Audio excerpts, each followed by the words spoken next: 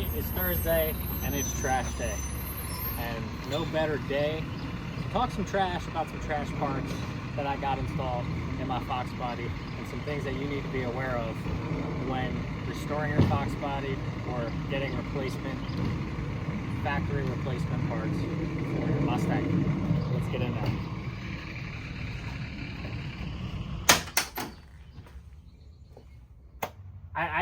I really hate to be negative and talk down on these companies that supply our replacement parts. I mean, I should be grateful that there's so much aftermarket support for these Mustangs. And the reality is, guys, like a good portion of these parts are straight up junk. And I'm about to show you another one of those parts. From the day I got this part, I was not happy with it, but I installed it anyway. So I said, let's see how it holds up. Because that's really the only way to know is to install it yourself and see how long it's actually going to last. And this part is about 3, maybe 4 years old. This car has been driven maybe, I just recently started driving it last month. I don't know what to put 50 miles on it at most. This car has been sitting undercover in a garage since I owned it for about 4 years, and this part is falling apart. And it doesn't matter where you buy your replacement parts, whether it's CJ Pony Parts, American Muscle, LMR. Those are just a few that support late model Mustangs. I mean, they're all really selling the same Chinese parts at different prices. And like I said, I really hate to talk bad on LMR, but this is the reality. And I feel like this is the only way that things are going to change, is by speaking up about it. And if you guys have experienced this, let your voice be heard in the comments, or you can make a video yourself. I think simply writing a review is just not enough.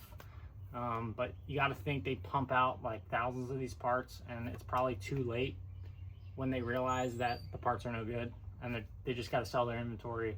And I don't really think, at least I don't really feel like there's been any steps forward to make these parts better quality.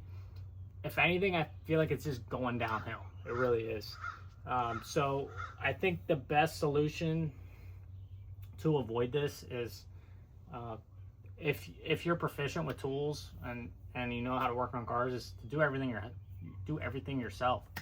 I mean, it's going to be a big learning curve if you're just starting out, but to get a good result, you really got to put stuff together yourself.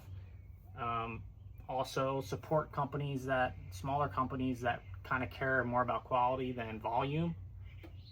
That's another way to get a better quality part. But yeah, this is just the reality, guys, and I got to be real with you. This is just the way it is. But what I'm trying to talk about today is my headliner. Now, the factory headliners had it's almost like a cardboard backing board, and the cloth was glued to that backing board. Now, the replacement headliner, you can show them the headliner instead of my face. I'm sure they're tired of looking at my face. But these headliners, they have it's a plastic, figure out how to work this light here. I don't know if you can see, you can zoom in right there. It's a plastic backing. It's a lot more solid, but what I'm starting to notice is, I mean, if you look at the edges here, like the foam is completely falling off. Like that's what your 30-plus-year-old factory headliner looks like, not a 3-year-old replacement headliner. Should not be doing this. Not only that, but some of this foam, like there's a spot over there.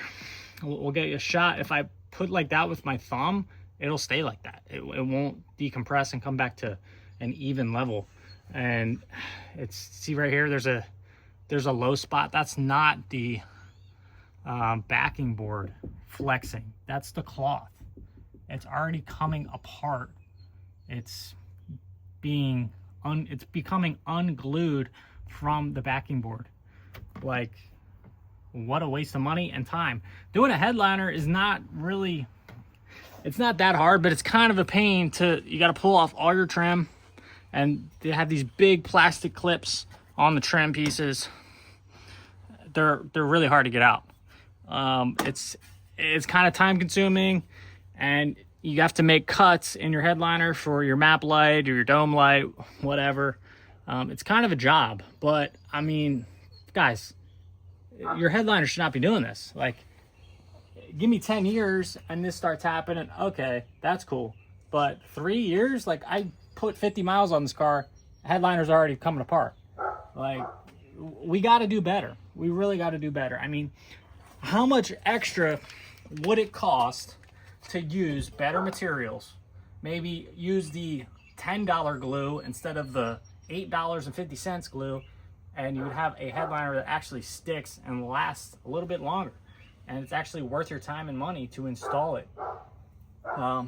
Many people will argue like, oh dude, it's just a Mustang, it's just a Fox body, they're cheap anyway.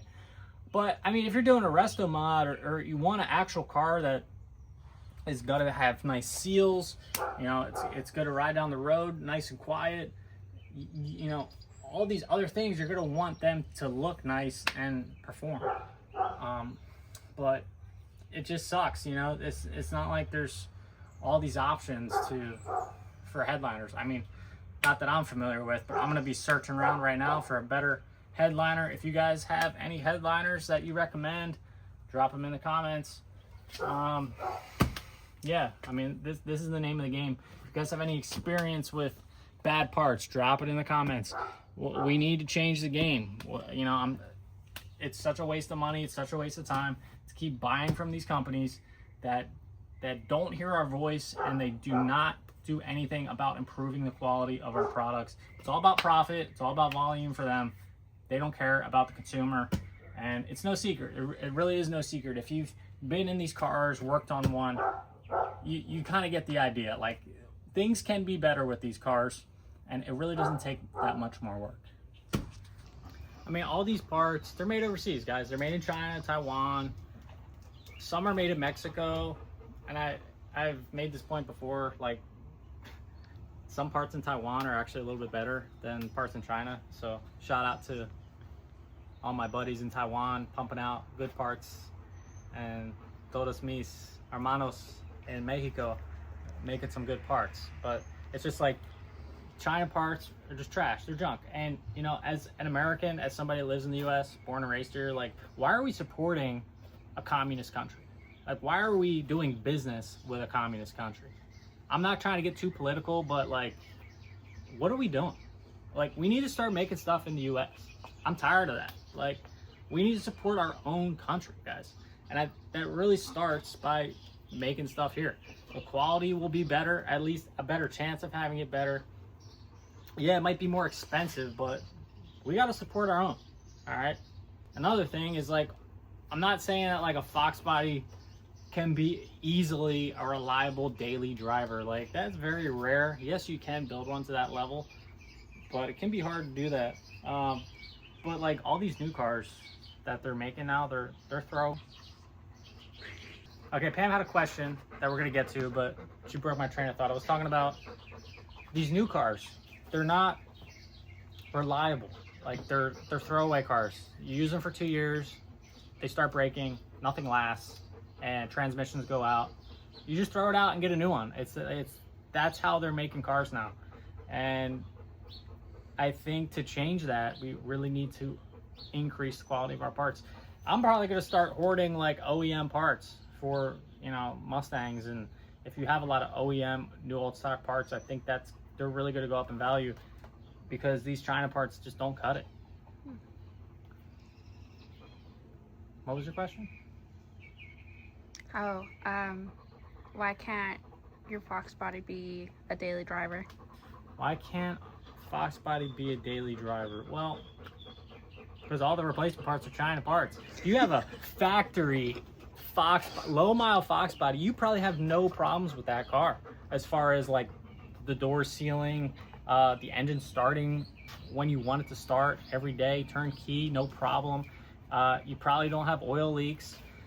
You know, all the gaskets they make are junk. I don't think they use the same materials. they're just more reliable in the factory form. And for a Fox body, I mean, these cars have been passed to owner to owner to owner, rebuilt over and over and over. And you know, not everybody does things as a qualified technician will do things.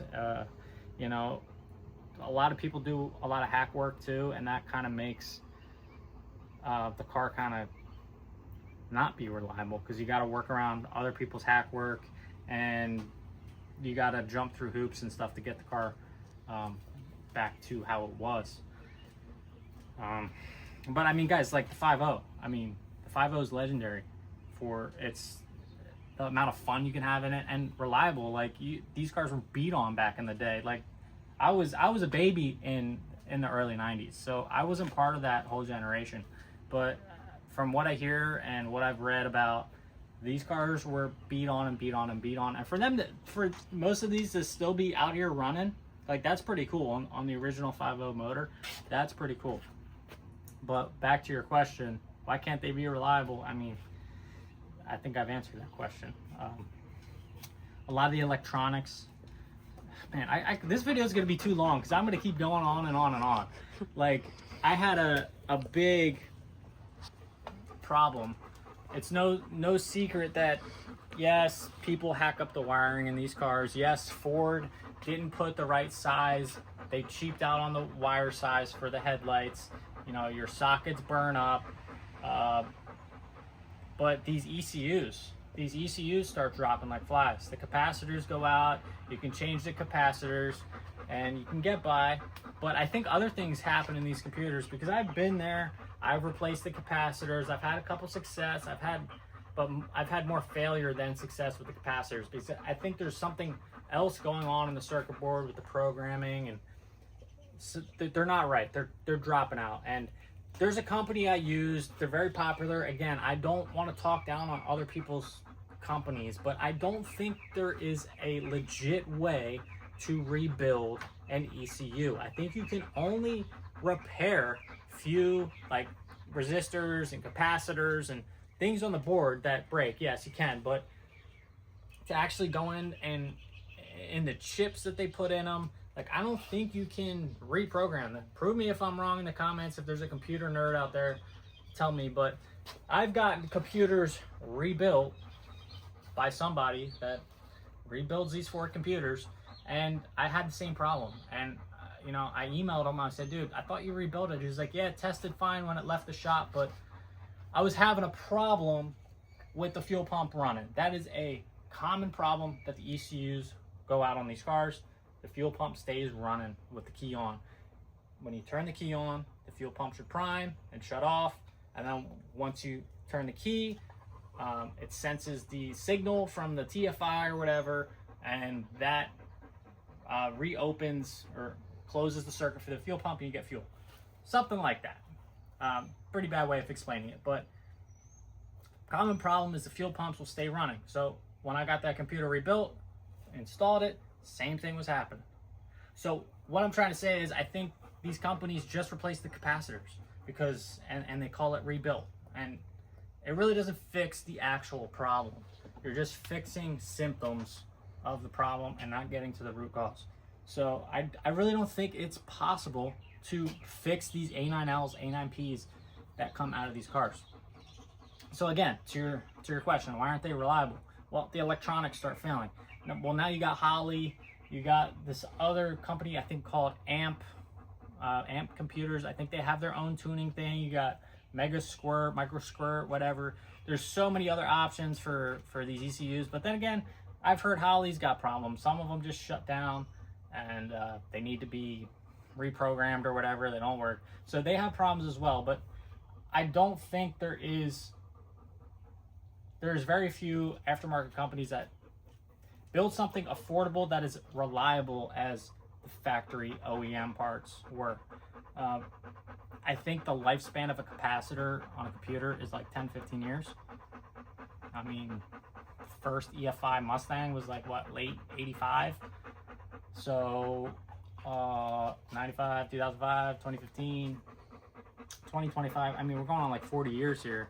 So they're they're way past due for a replacement. But yeah, this video is going way off topic. I am ranting, but guys, again, drop your experience with these bad parts. Excuse you, Shelby.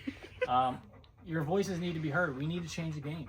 And I think it really starts by making videos like this. Yes, I'm being negative. I hate to talk trash on LMR. Like, again, I should be grateful that we have parts to be able to install in these cars and get them back up and running on the road. But at what cost? You know, it's like, is it still an American car if all the replacement parts put in are Chinese? I mean, it's more of an Asian import vehicle than it is an American vehicle at this point. And how long are these catalog cars, like a catalog car, somebody that orders everything on LMR, like, or CJ Pony Parts to restore their car? I mean, how long are these cars going to last? I mean, not long, not long. And I think that's what's keeping these companies in business as well, because, you know, our parts have a lifespan of 5 years. So every, you know, so many years, they're going to be ordering new parts, new parts, new parts. So I think it's all about profit. It's all about making money. And very few people out there care about making a quality product. So I'm done. I'm out of breath. Coffee break. Yeah, so Thursday, trash day is Thursdays, okay? I'm talking trash on Thursdays about crap parts that I installed on my Mustang. Stay tuned for the next one. I'm out of here.